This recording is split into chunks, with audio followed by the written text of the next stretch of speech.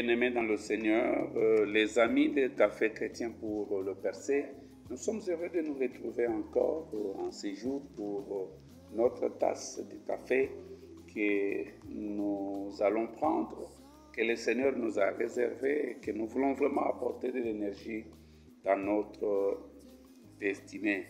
Bien-aimés, nous sommes en train de voir la solution à toutes ces choses qui détruisent notre destinée. Particulièrement, nous sommes en train d'aborder, nous sommes dans le sujet où lorsque quelqu'un focalise sur ses faiblesses, et nous avons vu que la solution à cela, c'est la présence divine. La présence de Dieu dans mes moments d'interaction avec le Seigneur, je dois plus insister sur ce sujet de la présence de Dieu, que beaucoup de nous puissent comprendre ce que c'est la présence de Dieu, comment y être. Hier, nous avons vu que pour sécuriser la présence de Dieu, nous devons faire toujours ce qui lui plaît. Alors, bien-aimés dans le Seigneur, quand on parle de la présence de Dieu, dans l'ancien temps, la présence de Dieu était liée à certains lieux. La présence de Dieu était liée à certains arbres.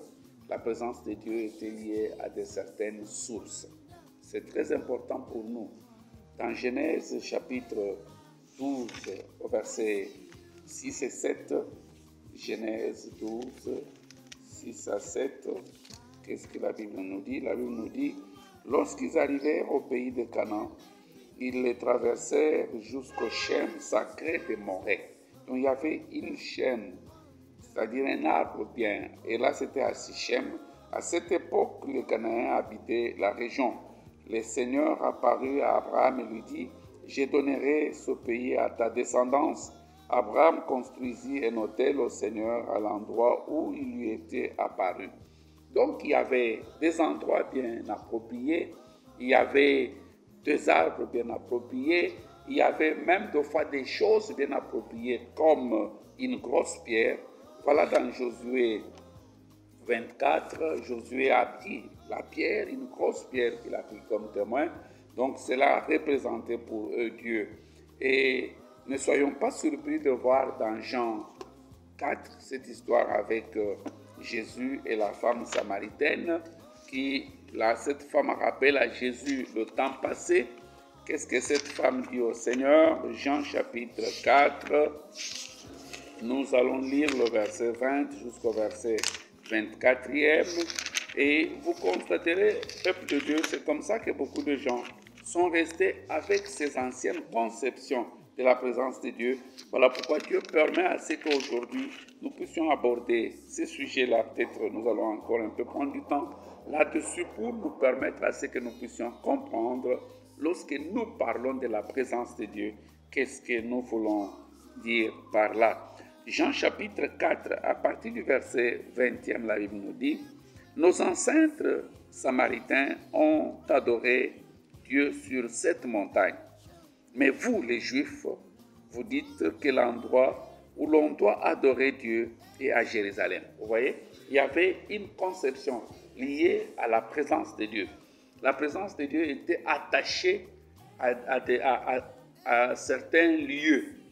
Pour les Samaritains, cette femme dit à Jésus, vous dites que l'endroit où il faut adorer, c'est seulement à Jérusalem, un lieu, alors que nos ancêtres ont adoré sur cette montagne.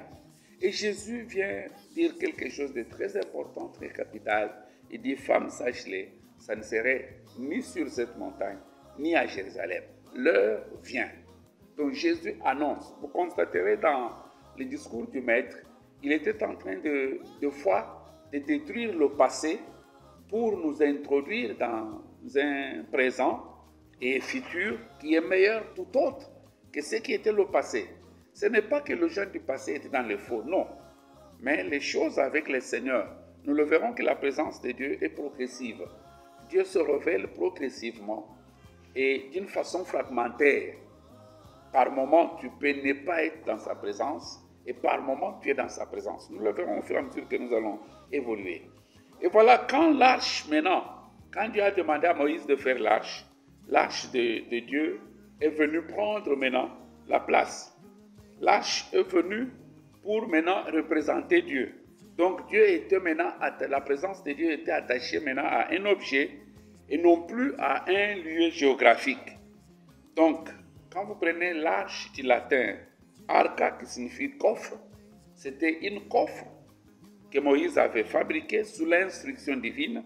Vous lirez dans Exode 25, le verset 10 à 22, dans Deutéronome 10, le verset 1 à 5. Cette arche représentait alors Dieu. Regardez même lorsque Israël allait en guerre, il devait amener l'arche. Il devait amener la présence de Dieu. Et un jour dans 1 Samuel, ils ont amené la présence de Dieu et les Philistins les ont battus. Ils ont même pris l'arche, ils l'ont amené chez eux. Donc c'est comme si la présence de Dieu dépendait des objets. Et ça, c'est dans le temps passé. Nous le verrons qu'il y a des gens jusqu'aujourd'hui qui restent attachés à la présence de Dieu à un objet. C'est vrai, Dieu se manifeste d'une façon extraordinaire. Mais la relation que l'homme a avec Dieu maintenant ne dépend plus des objets, ne dépend plus des lieux, ne dépend plus des arbres. Nous le verrons au fur et à mesure que nous allons continuer avec notre enseignement sur la présence de Dieu. Vraiment, nous sommes très heureux d'avoir été avec vous. Soyez bénis et ne manquez pas de nous suivre demain parce que Dieu va encore nous ouvrir beaucoup de choses sur sa présence. Parce que quand tu es dans la présence de Dieu et quand tu as la présence de Dieu, tes faiblesses deviennent une force extraordinaire. Soyez bénis, on se retrouve demain sur la même chaîne. Et n'oubliez pas, bien aimé, de vous abonner sur notre chaîne YouTube. Et lorsque vous êtes abonné, appuyez sur j'aime pour que nous puissions savoir combien vous nous aimez. Et surtout, il y a le numéro WhatsApp qui est